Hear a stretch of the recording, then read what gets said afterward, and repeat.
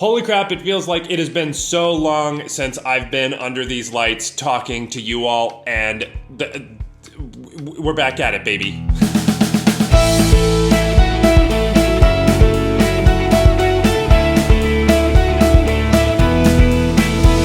Welcome back to the channel, everybody. My name is Garmin. This is the Storycraft Society, and the last 2 weeks have been absolutely plagued, and I mean plagued, by Olivia and I being sick. It was just absolutely awful. She and I were knocked out. There was like a 2 or 3 day period where she and I did like nothing but sleep. It did give me a weirdly much needed break from kind of literally everything, because I had to take a break from everything. And in our quarantining, where we were just kind of locked away in our house doing nothing other than just being sick, I ended up fever crafting literally this building. I will say that I have a lot to say about this building and how I crafted it. That's actually going to be next week's video, because I'm going to be showing you how I made this. Specifically, I think it is the easiest house I have ever made, but that will be next week. What I specifically wanted to talk about this week is something that I think about a lot when I'm crafting that I didn't think about when I was making this,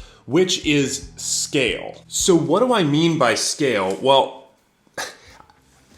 this is a really hard conversation for me even to have with myself, and that was something that I really wasn't thinking about when I was making this. I wasn't thinking about scale and how big to make certain areas and how to make the dimensions of the piece that I'm working on in a way that, let's say, with like something like this that I made a long time ago, I thought too much about the scale, or something like this where it was the birdhouse and the scale was forced on me. And then all of the problem, I guess, shows up where these buildings all have to then interact with one another in a sense of scale. In Dungeons and Dragons, a 1-inch space equals 5 feet. That is the scale that we all agreed to for the game, which means that if I build a building, a 1-inch cube is actually a 5-foot cube, and that has spatial implications on whatever we're building. So in the example of this building here, I ended up making it something like 8 inches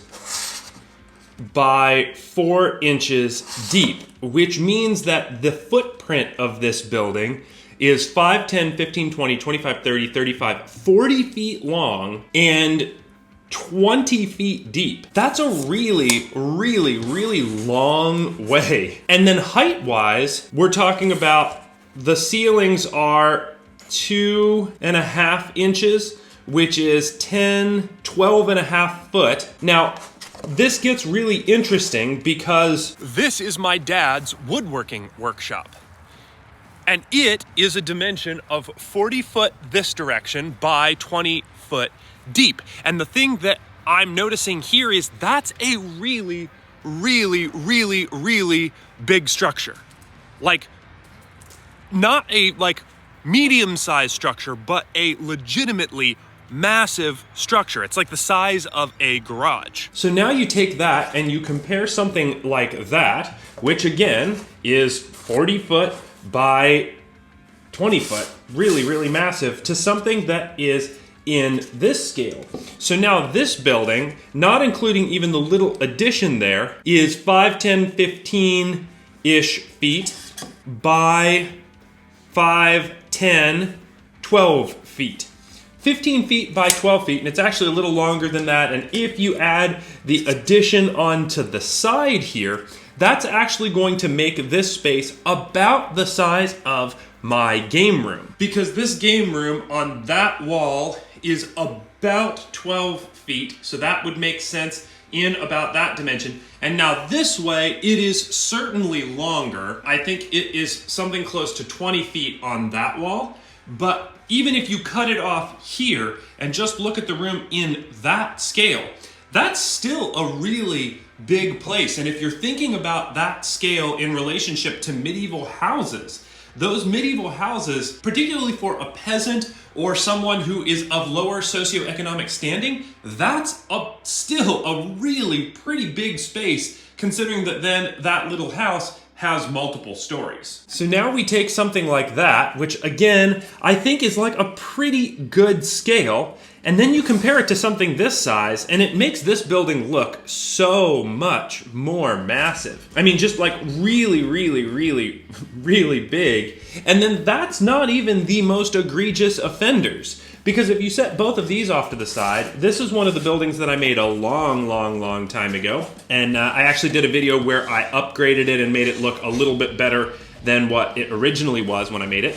But this building is 30 foot by 30 foot, and it's supposed to be like a shopkeeper's house. And I think that the reality of something like this is that because the dimensions are blockier and bigger, as crafters we're kind of drawn to doing that because it makes the details and things easier to make, or they feel more substantial.